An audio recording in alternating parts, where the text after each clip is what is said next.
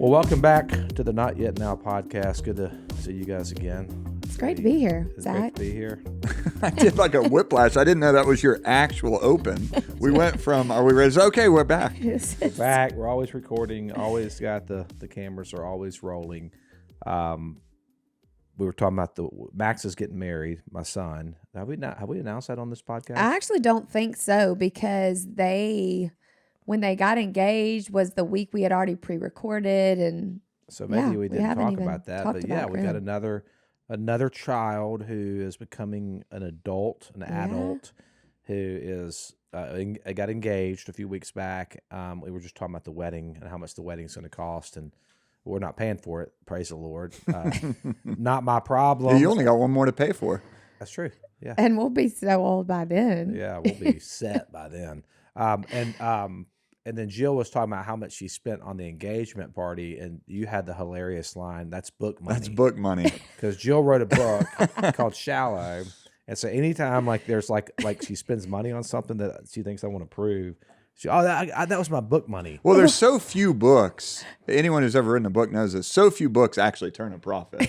Like you're not most people aren't writing books to try to get just income rolling in. They're doing it just because they love the topic. Yeah. Helps them think it through and they want to share the ideas, which was your heart. Oh, absolutely. Sharing your story. But the book, unfortunately, the book made money. We're not like retiring off the money. Did you say unfortunately? Well, because now you're using it as an infinite source of spending. So it's a book money. I'm like, but I know how much money the book made, and that money ran out the first month when you bought Christmas or whatever. We upgraded Christmas that year. I'm like, so that's book money. I mean, But we've all had that kind of money. Like we've gotten it as a gift, and you just keep buying things against it without ever taking into account the fact that you spent it 4 times over now. Well,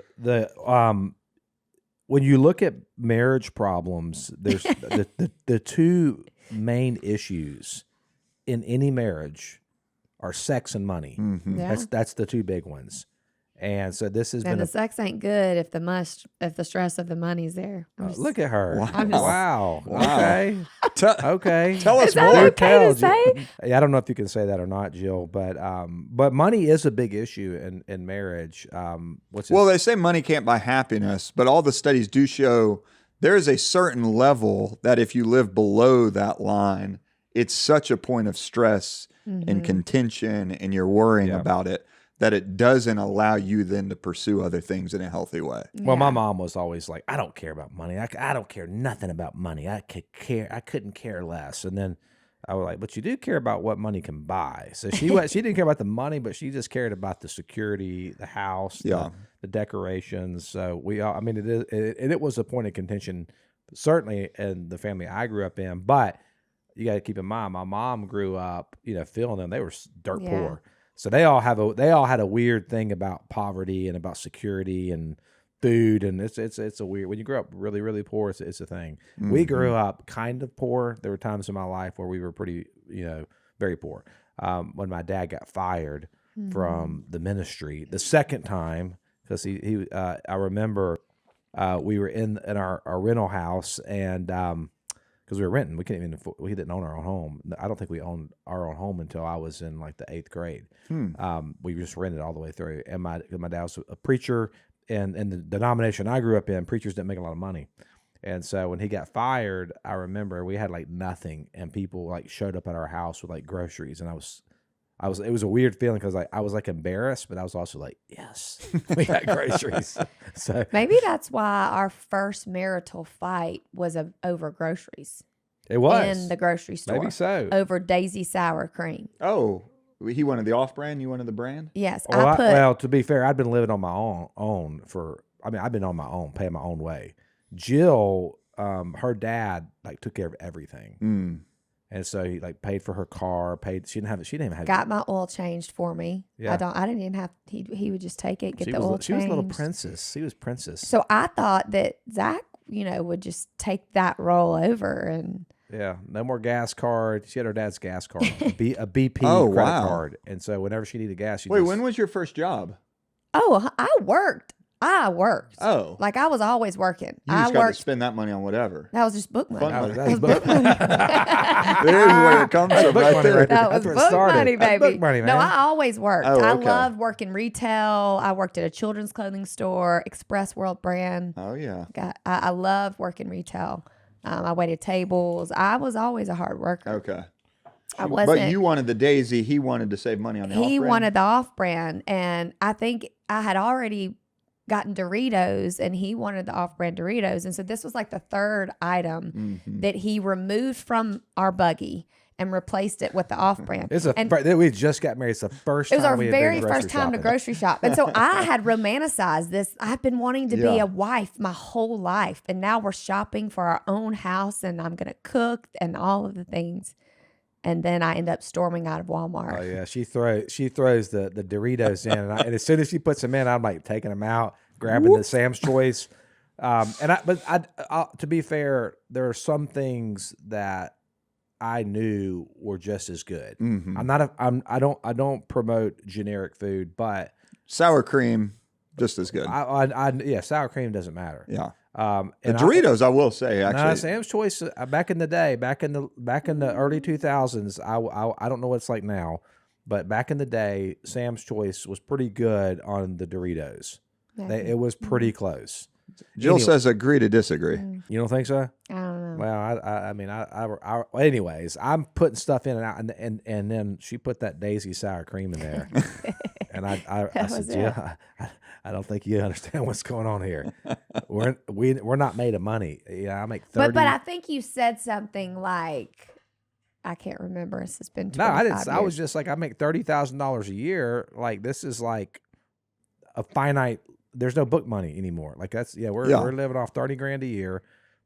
She didn't have a job yet. She just moved to Memphis, and like we're in a 1-bedroom apartment. I've got student loan debt. I've got a car debt now.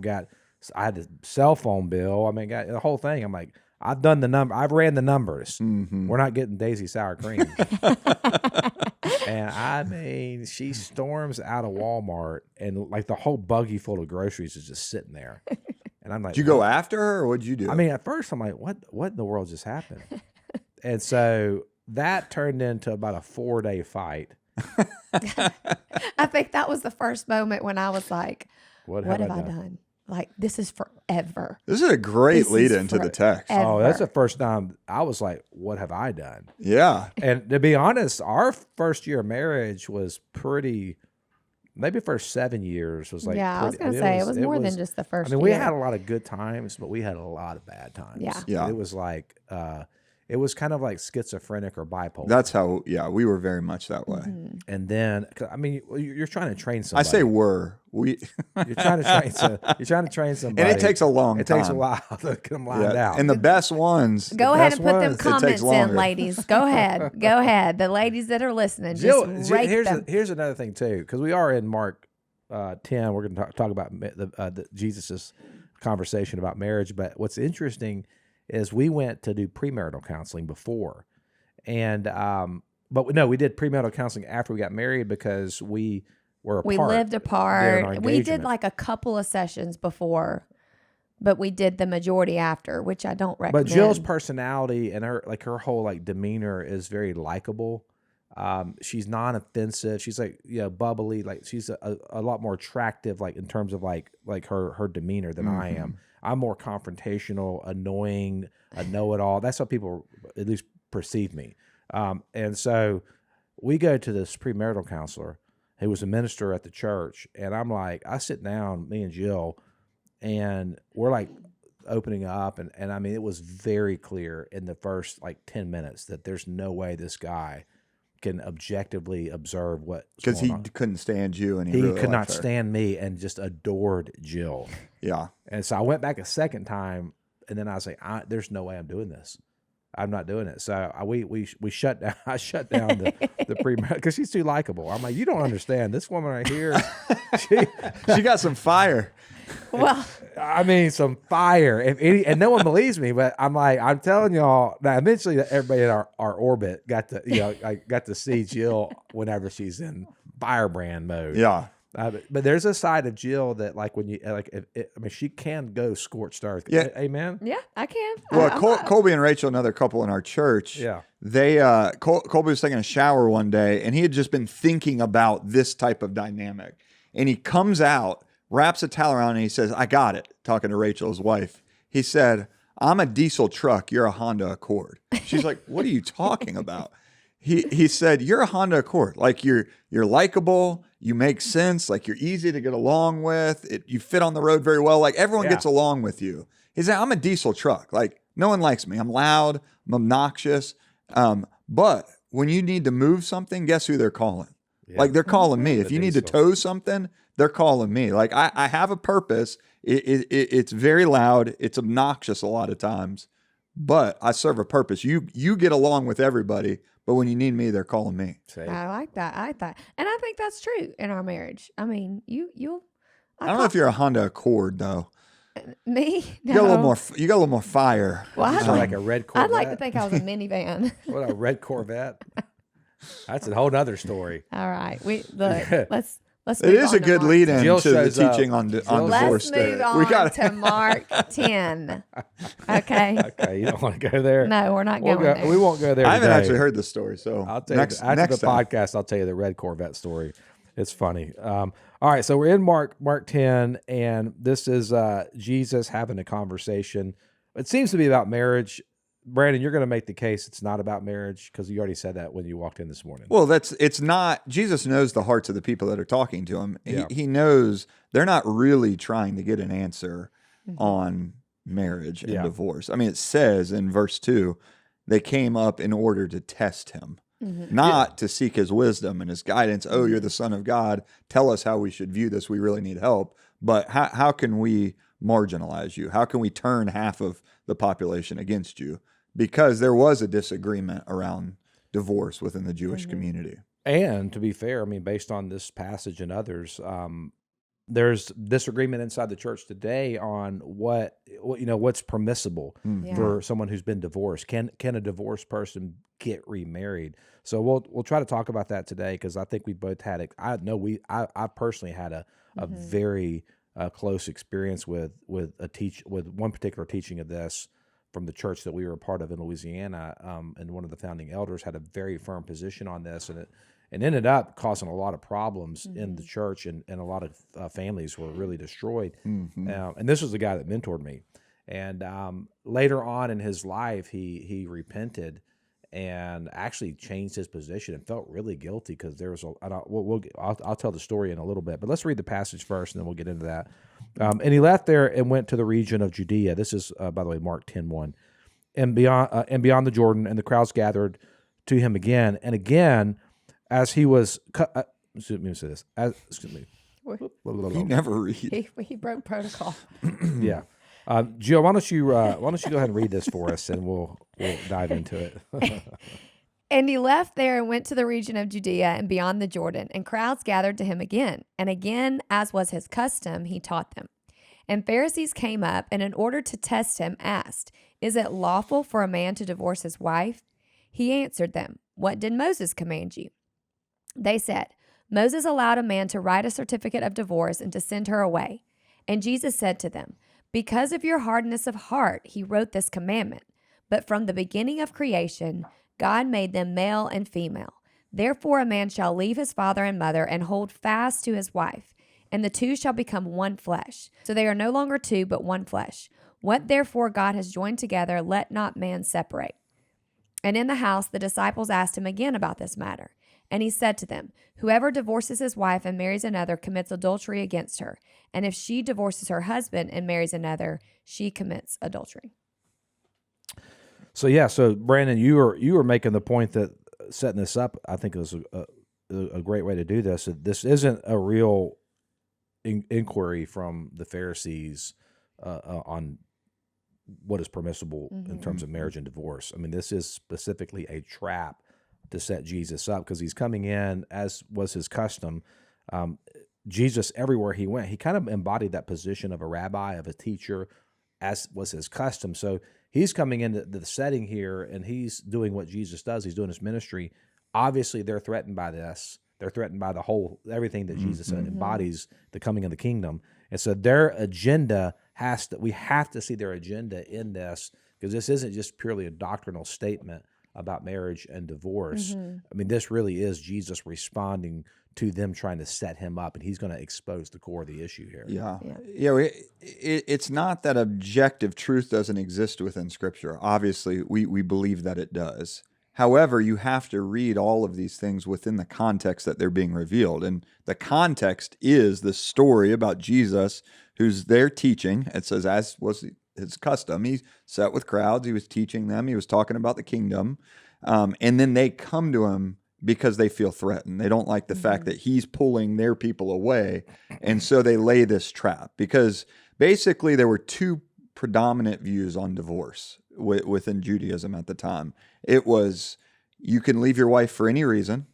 If she's making a casserole and she burns it in the oven, boom, you're done. If she goes to the store and buys the off-brand sour cream instead of Daisy and brings it home, you're done. Like, you're out. So it was really, I'm making light of it, but it was a very serious situation, because women and children would just be discarded and the man would chase whoever she wanted. So that was one view. The other view basically allowed for in the case of sexual immorality, if there was adultery, then the man was free to leave, or the woman was free to leave. So that's the context that they're coming into, and they're basically saying, Jesus, pick a side. What side are you on? Because once you pick, we know that the other half are gonna leave you, and Jesus refuses to fall into the trap. Yeah, and also there's a political thing here as well, that if you got to keep in mind that Herod killed John the Baptist for this same accusation, right? So there's kind of a multi-layer. He was making the accusation that Herod's marriage was not legitimate because of that very thing. He had divorced and remarried. That's right. And so that made Herod mad, cuts John's head off. Yeah. You can't remove that situation, because that had just happened from all of this that's going on. I mean, you see this all the time. Like, anytime there's like political turmoil, it's always, everything is about trapping your opponent. Yes. It's never really about arriving at truth, and the inquiries are never sincere. I mean, if you turn on Fox News or CNN or pick your news station and the pundits are debating, I can promise you one thing is 99% true, or true 99% of the time, is that whatever questions being asked, it's not sincere. I was I literally was on the way here this morning, and I was listening to Scott Jennings. There was a thing that happened with him on CNN where he was in a debate with Catherine Beta-Jones and Zeta. What is it? Catherine Beta-Jones and Michael Douglas. Catherine Zeta. Zeta, the actress? Yeah, Zeta. Zeta. Catherine. Yeah. Catherine Yeah, Zeta. I know I like Beta-Jones, though. Yeah. Well, anyways, their son, who is like this emerging political pundit, was on this roundtable discussion with CNN, and Scott Jennings just humiliates the guy. But he's asking him what he's doing is he's just asking him questions, and the guy can't answer the question. And so it's like this. But this is what you do: you ask the question, and it wasn't sincere. Scott is not sincerely asking him like he didn't know the answer to the question. He's laying a trap for him so that he can take him down, and it worked. And this is what this is. This is a trap. This is CNN. This is Fox News. This is MSNBC. That's what this is. Well, someone wiser and older, and I still have yet to fully learn this lesson. They said if you're ever in a conversation trying to arrive at an idea, you should always ask the person, "Is there anything that I could say that would change your mind?" Yeah. Yeah. Because if there's not, what's the point? Like, you're just spinning your wheels. And I still love it. I'm talking like I'm in the past tense. I've grown a little bit in this. Don't ask my wife. But I just love that conflict. I love the banter. But what I realized is by just entering into conversations that way all the time, I was actually creating disunity, and it minimized the importance of truth. Yeah. Because I was more into like the game of Yes. the back and forth than the actual pursuit of truth. That's what I was going to say. You can almost train yourself. You're not thinking that you're not pursuing truth, but it almost becomes a training because you're so quick to like banter or find the, we do that in our family. Max and Zach, they'll get going, you know, but you do that over and over again. And that becomes your default, to where I do think we have to stop and think, man, I do want to be a pursuer of truth. Well, and then sincere people just don't know what to do with it. Right. Yeah. They see us interacting that way and they're like, oh, I can't handle this. I don't do sarcasm. Yeah. I don't do that. Well, what's interesting about Jesus, though, is he was as sincere as they come, but yet he did know what to do with them. He Yeah. did. So I love it's one of my favorite things to read about Jesus's ministry is just how he would handle this kind of stuff. Granted, he was the Son of God, and he was extremely brilliant. And we don't talk about this enough, but like Jesus was brilliant. I mean, he was. I forgot who said this. I think it was Dallas Willard. Yeah. Says the most intelligent man to ever live. Yeah. And we don't think about him in that way. We don't think about him as the most intelligent man to have ever lived on planet Earth, but he clearly was. And you see it in his interaction with the Pharisees here when they're asking the question, trying to set him up, can a man divorce his wife? Yeah, the Pharisees were used to just running over people. We look back on it as if, oh, they were a bunch of idiots. They didn't know. But these were the brightest and the best of the culture. We would not have stood a chance in an argument against these people had Jesus not shown us how to ask the questions and where to go. But yeah, Jesus stands up to it. He doesn't shy away from truth. He gets underneath what they're really asking and gets to the heart of the issue. And his response to their question really does set the stage for the entire teaching here. Because he doesn't respond to their question with an answer. He does what Jesus does, and he responds to their question with yet another question. So when they say, is it lawful for a man to divorce his wife? He's going to actually expose their problem by asking this question. He answered them, what did Moses command you? Like, why that question?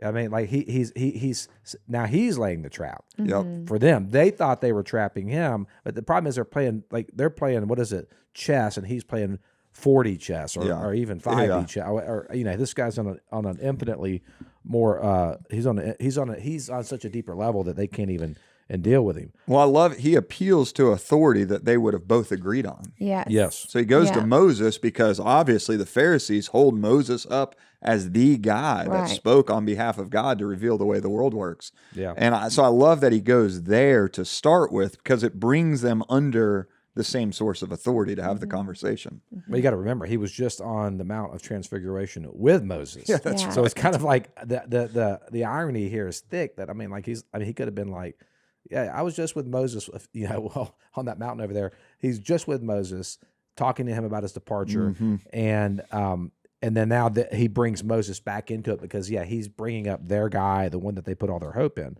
and they said, Moses allowed a man to write a certificate of divorce and send her away. So they're accurately talking about what Moses did. But then Jesus gets to the heart of the issue here when he said to them, because of the hardness of your heart, he wrote you this commandment. So that's the exposing of the real problem here.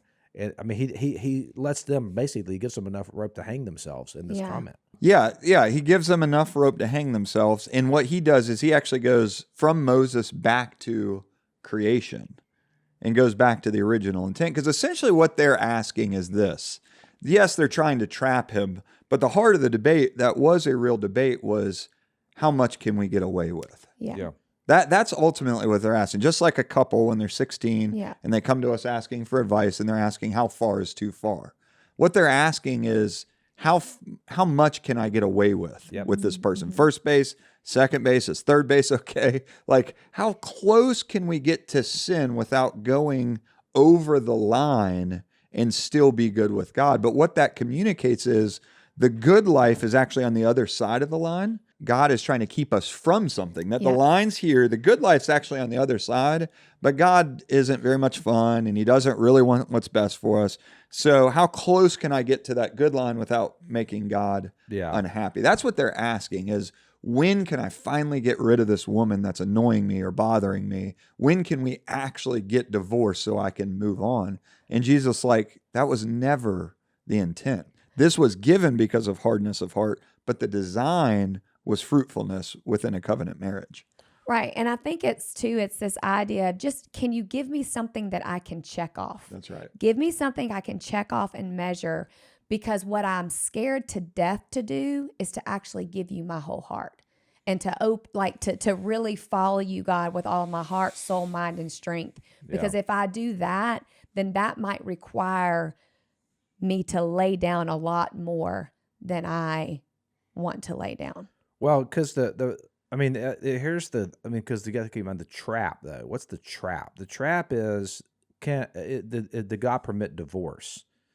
If Jesus says yes, then he runs the risk of offending more of the pure, the purity of Israel, right? And because it's like, well, it's a nuanced answer. If he says no, or if he says no, then he runs the risk of being politically alienated and maybe offending, the guys in power or those who are using this, Moses to be able to give their wife a certificate of divorce. And so they're trying to set him up. And so you think about this like in culture today, there are a lot of areas that we see this in, particularly right now on questions about human sexuality. If you ask someone a question about human sexuality, like if someone asks you that as a believer, like that's the one thing. It's one of the things. It's one of the things that we're all kind of like, ooh, can I really talk out loud about what God's design is for biblical sexuality? I mean, because think about that. I mean, you answer that the wrong way, and all of a sudden now you're a cultural outcast. You're done. You are not going to be able to participate on the cultural playground. And so they'll ask questions like this all the time. They're to set you up to where you're going to be either alienated from the culture or you're going to offend your base, like one of the two. But you're going to have to make a decision. And we've talked about this a lot, Brandon. And I think Jesus gives us the way to do this. The way we answer these questions is how Jesus did it. Jesus went right to telos, which is the word design, intent, purpose. He doesn't go into a moral teaching here. This is not a moral teaching like the way that we would think of a moral teaching. Yeah. Jesus cuts right to the chase. He goes right to the beginning, and he goes right to what is the design here? That's right. What did God intend? What is the basis of humanity? What is your telos? That's the exact word. I put design, creational design, because that is where he goes. He steps back from the issue and he says, what world do we live in? Well, it's a world based on flowing out of the triune God who lives in perfect covenantal relationship within himself, always loving, always being loved. He creates a world patterned after that love. Man, woman coming together in marriage is the closest picture we have than the church and Christ.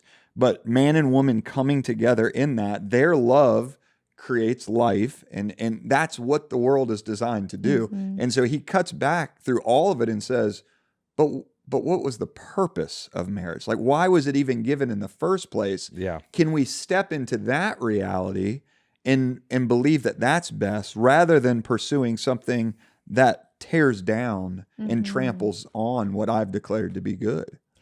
And I love too how he in this moment, before he begins, because he says, but from the beginning of creation, God made them male and female. So he first appeals to their individualism, that they were created individually as a male and a female. And so he first appeals to their identity, and then he goes, therefore a man shall leave his father and mother and hold fast to his wife. So it's first you have your yes, I created you different. You're different. The male is different than the female, so that you would then join together and hold fast and become one as I am one.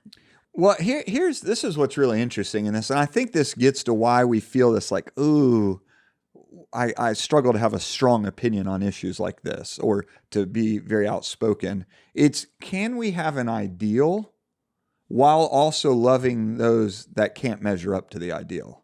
And so the ideal is man and woman come together in lifelong covenant relationship. That's clear. That is, to argue against that is to argue against the very design of who we are, and I would argue against God himself. Does that mean that if you've been divorced, whether it's for the quote-unquote right or wrong reasons, that you're not loved, that there's no hope, that you can't flourish as a human. No, it doesn't mean that. But if you just look at society as a whole and you look at the devastating results of marriage on the world and on relationships and on ourselves, you can't walk away saying, well, let's get rid of the ideal because some people can't measure up to it anymore. You're saying marriage as in how broken marriage. Yes. Yeah. Oh, did I word that poorly? Yeah. Well, you said marriage. I think you meant divorce. Divorce. Yes. Yeah. Yeah. I think that's key. I mean, I'll briefly touch on this, but I don't think it's the main point of the text here. But marriage is not the problem. Divorce is the problem. It always is the problem. And Jesus acknowledges, like the woman at the well, for example, when he says, go home to your husband. She said, well, I don't have a husband. Well, he says, I know you don't have a husband. The fact is you've had 5 husbands, and the man that you're shacked up with now is not your husband. So Jesus acknowledges that this woman, he acknowledged 5 marriages. You've had 5 husbands. So the problem wasn't the marriage. The problem was the divorce. And the problem with the divorce, you mentioned at the beginning of the podcast, is Malachi chapter 2. The reason why God hates divorce is because he seeks godly offspring. So I think what's embedded in Jesus's, going back to the anchor here, going back to creation itself, is what is the purpose of humanity? The purpose of, I had this conversation with Fred. I tell him every morning on the way to school, I give him like these little nuggets of wisdom. Zach talks. That's exactly right. And I asked him yesterday, what is your purpose? Like, what's your telos? Why are you here, Fred? And he goes, oh no. Well, you told the youth group it was to have a bunch of babies. I did tell the first youth group of the year. Yeah, I did tell the youth group that. But and had them repeat it. I didn't quite say it like that. It was more biblical have than that. More babies. Have more, procreate. But Fred said, I finally got him to say, he said, follow God. And I said, what does it mean to follow God? How do you follow him? How do you image him? How do you reflect his glory? What does that mean? He goes, follow him? And I'm like, no, but what does it mean? Because he's like 14 years old. I think he feels like he's got to be like, I said, take the hood off. Yeah, he took it. I said, answer this. Finally, we got in a really good discussion. I said, to image God is to be fruitful, multiply, cultivate the earth, have dominion. I mean, that really is the teaching of the New Testament, of the whole Bible. And so what's happening here is the purpose of the man and woman coming together. It is a union, but it's not just the union of themselves. The purpose is that this is the very mechanism by which God creates new offspring who will seek him out and perhaps find him, though he's not far from each one of us. So I think that driving this back into creation itself is actually key. And so when you get into questions about human sexuality or anything for that matter, anything, you could take this same exact scenario and the Pharisees could come to Jesus about questions on alcohol, about questions on my girlfriend, about questions on gossip, slander, murder. I mean, anything. And Jesus, I think, would do the same thing. Well, I was just having this conversation this morning with someone about power. They could have come and said, is power good or is it bad? And well, if he says it's good, then they're going to point to the people that are abusing it. Yeah. If they say it's bad, well then, should we never do anything? What about, aren't we called to lead and to have dominion? And so we take the thing that gets distorted and we try to align everything around the distortion rather than calling people back up to the ideal. That's good. I think that's good. I was watching a debate with Sam. Is it Sam Harris and somebody else? I think it may have been Doug Wilson. And they were and Sam Harris asked him what's wrong with atheism, because he's a famous atheist, and Doug Wilson's a theologian or apologist, and he said, well, I believe in something called presuppositional apologetics, and he's like, so I asked the question, what kind of world do I presuppose? And then I asked the question, and can I live consistently in that world? And the point he's making is that with atheism, you can't live consistently in the worldview. And I think Jesus is kind of employing that type of apologetic, that there's a world that we imagine first. Because the problem is when we ask these questions, like what these Pharisees are doing, is what we're doing is we're coming out of the triune world, the world of the triune God. We come out of the secular world, a world that's not based in the triune God, and we come over here and we ask the question inside of this other framework where God is Father, Son, Holy Spirit. Say, hey, what do you think about fill in the blank? And then you get the answer. And then you take the answer, but before you hear it, you have to take it back into your other world, and then you answer it, and you're like, well, that's absurd. That's whatever. Then you start the accusations. But the problem is if you're presupposing the wrong world, like you have to ask the question and answer the question in the world that you presuppose to be true. Well, and that's why the Trinity's taken on such a beautiful part of my life now. Is I used to view it as a doctrine that I had to believe. Yeah. And so Christians believe that God is 3 in 1. Now I view it as the foundation of any question that I can ask, because it is true reality, and the world is patterned after it. Yeah. And so when we look at what Jesus is getting after here, I think the central issue is what kind of heart makes divorce thinkable? What world are you creating that makes divorce a good option? And then what kind of heart makes covenant fidelity possible? Like what type of world could you embody where you could remain faithful within a covenant marriage? Because Jesus is not giving an exhaustive teaching on divorce here. Like there's plenty of other times so Matthew includes the exception for sexual immorality. And I know there's differences of opinion on that. Paul talks about if your spouse abandons you, well, then you're free from it. Like you can go, I think it's 1 Corinthians 7, somewhere in 1 Corinthians.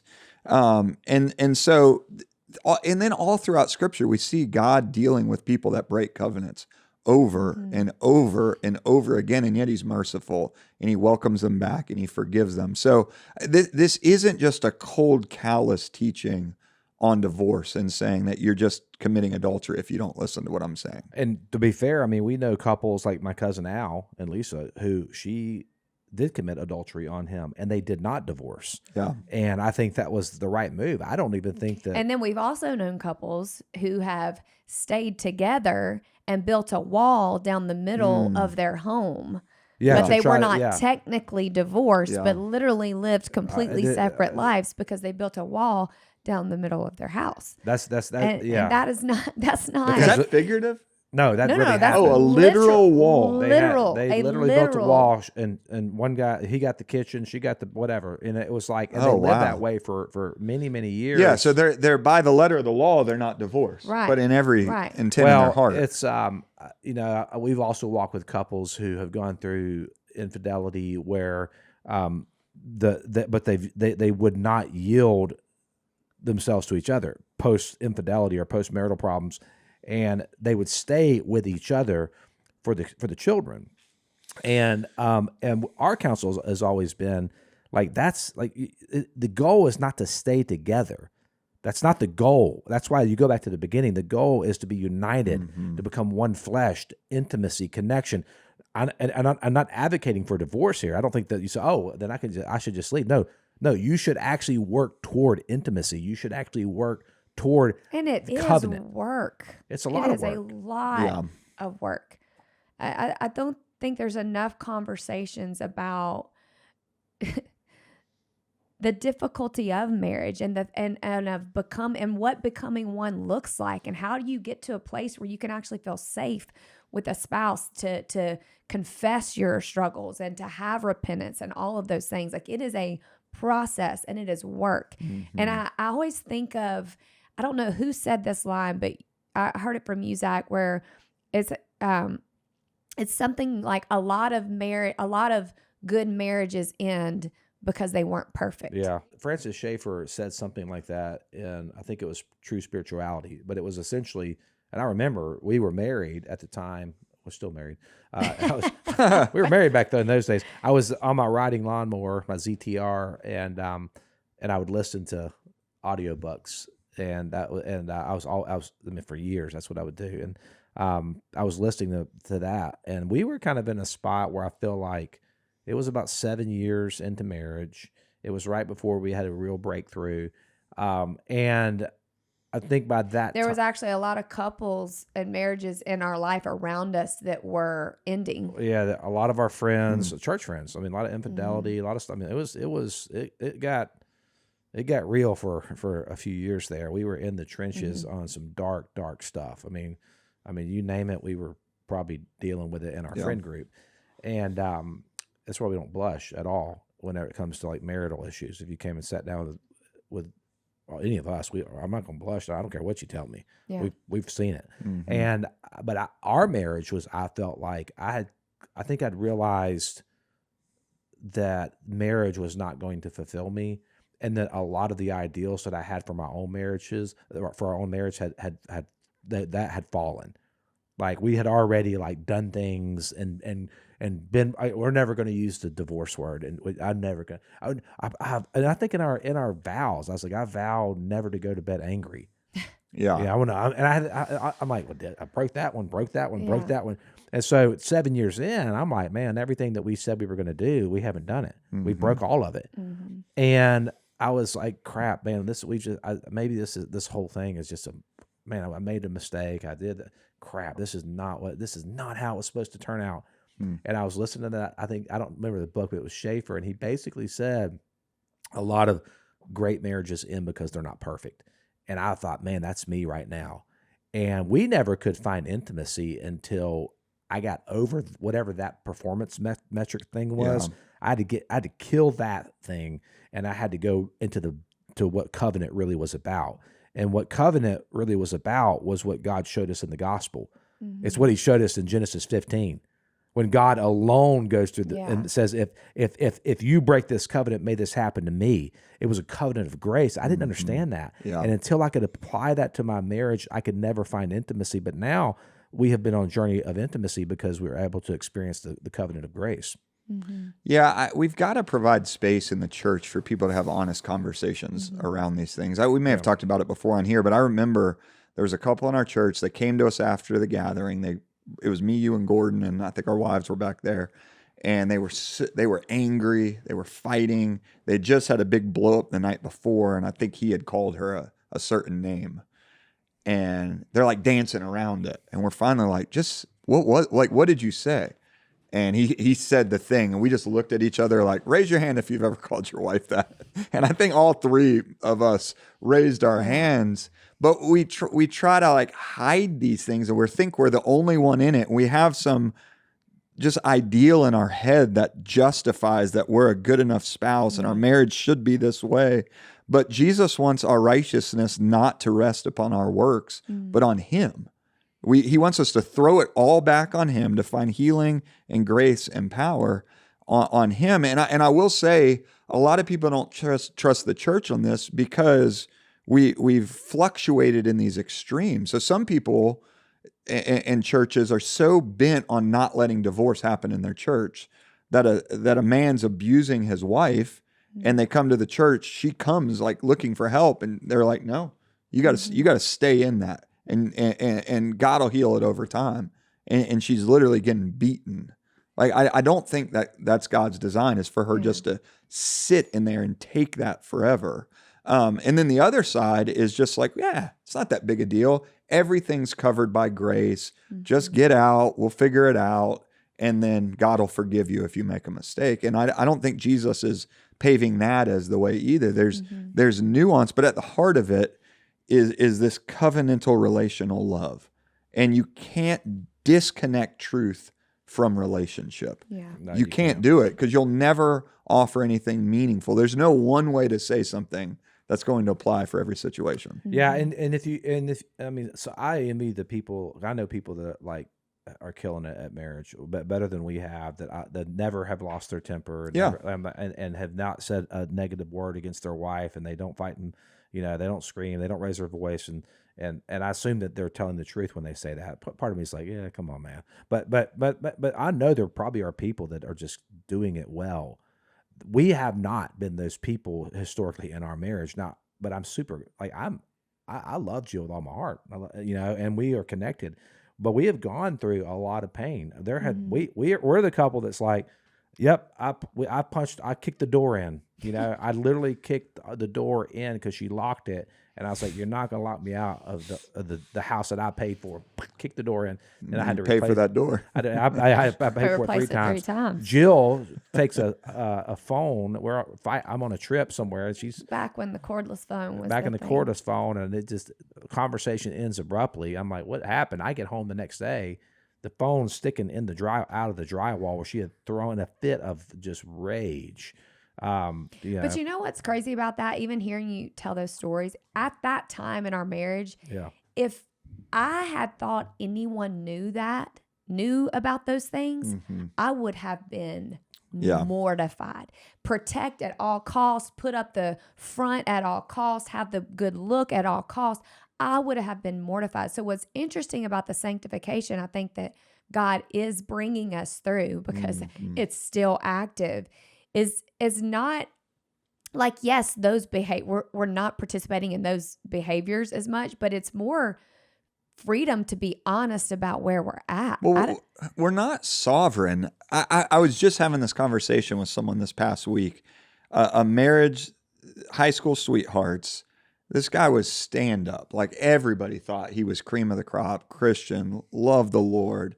And so they ended up getting married and they have kids and they start having problems. And long story short, he just gave up. Like he completely gave up on her, gave up on the kids, became an alcoholic.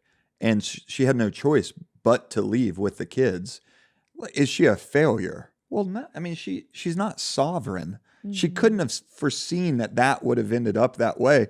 It's a lot of trust in the other person that you're putting when at 18 years old you make this decision, even at 30 or 40 years old, to think that you can now micromanage this thing to have the perfect outcome every single time. And so we can't walk around with just this immense shame and guilt because of issues we have either in our marriage or marriages that have failed before. I remember, so I was in seminary when I had an ethics, marriage and family class, and I came home with just a very firm, fundamental view on marriage. And I'm just spouting it off to my mom, who is divorced, and my dad, who was also divorced before they came together. And they're just looking at me like, who are you? Like, you have arrived at the perfect opinion on this, and you're just going to blast everyone down and tell us that we're committing adultery now? Because, like, it isn't that truth doesn't matter. Yeah. And Jesus is holding up an objective reality that he's inviting all of us into. It's that in all of it, it's messy because sin makes a mess of this world. And that's why he says Moses was given this because of the hardness of your heart. Yeah, I mean, I do think that his teaching on remarriage, I think if you leave your spouse and get remarried, I think that is an act of adultery. This is my opinion. I don't think that is a sin that continues every time. No, Yeah. I mean, that to me that's absurd. And one of the reasons why I believe that is because Jesus acknowledged the 5 husbands of the woman at the well. That's an example of that. And he didn't say one husband and then 4 adulterous relationships. 4 adulterous relationships. He says you had 5 husbands. Like she had a habit of remarrying over and over again. And the distinction, the guy you're with now that you're sleeping with, he's not your husband. So there is that distinction as well on the back end of it. And so, but I do think that like this is what adultery is, right? I leave my spouse and I go with somebody else. And I think that's the teaching of Jesus here. I don't think he's saying that you're in a perpetual state of adultery, because if that's the case, then now we have another unforgivable sin, right? And I don't think that's true. I was at a church that Bill Smith, one of the founding elders, who later did not believe this, but in the early years, before I was even around, back when maybe I was around, I was a kid, but I heard the stories that they were teaching this from the pulpit, and they were instructing couples like your parents that you guys have to abstain now from sexual union, and encourage, and a lot of those couples end up getting divorced. So now you've created another scenario, and these are people that had families like your parents, who had children together, who had, and now those families are broken up, and then those kids have tremendously suffered. So if I'm looking at the ideal, and I'm looking at what Jesus says in Malachi, what God says in Malachi 2, that the reason why God hates divorce is because he seeks godly offspring. To me, the sin is the divorce. Yeah. The sin is always the divorce. And so to teach something like this that would lead people who are married to get divorced again, to me, that's sinful. And I think that pastors have taught that, and I think that we have to reject that kind of teaching because it doesn't fit in line with the telos, with the ideal. Let's go. I would go back to the beginning. God made them male and female. Therefore, man shall leave his father and mother and hold fast to his wife, and the two shall become one flesh, so that they are no longer two but one. What therefore God has joined together, let no man separate. So if Jesus recognizes the 5 marriages of the woman at the well, then that tells me that God brought those together, and none of those should have been broken. Yeah. Every one of those marriages should have lasted. The first one should never have been divorced. The second one, the third, the fourth, the fifth. So wherever you're at right now in your marriage, God's design is you should be in a covenant with that person. If you've broken the covenants of the past, you need to repent for that, and you get to go to God and say, I broke the covenant, but moving forward, stick with the covenant. And those words, hold fast, to me, I think are so imperative. To hold fast. I mean, you have to be, the world is going to throw so much at you. Everywhere you look, there's like these little like darts of division that want to just penetrate your marriage. You know, a lot of it can be through social media. It can be through these ideals of this movie, or well, my marriage doesn't look like this, or whatever it is. There's Or book money. There's just constant darts of division. And to hold fast means it's almost like I just envision like the couple, like with their arms around each other, and it's just like barricades all the way around. Like we're staying together, like me and you. Like all this stuff is going to come at us. Like we have to stay together. Yeah. The second you start, like, you know. I like that, because I think what we have to remember is that if you have what seems to be an impenetrable wall in your marriage, and you think there's no way that this can be reconciled, and so you're going to leave, and you're going to divorce your spouse over this wall, over this divide that cannot be bridged, then here's the truth. Whatever that divide is, you're going to carry that with you. Yeah. Like you have to face that divide at some point, no matter what. And so we live in a sinful world. We're in broken relationships, and the only way that we are going to get through to real covenantal intimacy is going to be stick with the one, and not just stick with them for the sake of the kids. No, I'm going to fall on my face. I'm going to fight like hell for intimacy. I'm going to fight with everything that I have for intimacy with the one that God has connected me to. Yeah, the way I view this passage, I think might be helpful for people, is Jesus is setting out a pattern for human flourishing. He's revealing this is how flourishing comes about, is when you live after this ideal. What he's pushing back that I would see in the world around us is this view of relationships as transactional. And so if you perform for me in the way that I need, then I'll stay with you. If you don't, I'm gone. It's dating apps where people are disposable, and you kind of swipe left or right, and you go out a few times, and then you're done with them. You get what you need, and you move on. Or marriage is like this capstone of personal fulfillment. And I mean, we've literally had people in a church I've been a part of leave their spouse because they said, well, God wouldn't want me to be unhappy. Okay. That one is used all the time. And if you are a pastor, have you ever seen a couple divorce and not say what you just said? I've never seen it. Yeah. Every single time, God wants me to be happy, and me and God, it's almost like we got a special deal. God, that's right. They've worked out something. I'm like, no. And grace. And you know what I've heard say in response to that for a while I thought, yeah, that sounded good. But now I'm like, no, I've heard in response to that, pastors say, well, God cares more about your holiness than your happiness. Yeah. And that sounds kind of good. But then as I think more of that, I'm like, no, that's not it either. God actually wants to give you, and I say this over and over on this podcast, but he wants to give us so much more than we even have the capacity of understanding. He wants your holiness and your happiness and your joy and your peace. He wants to give you all of it. And we settle.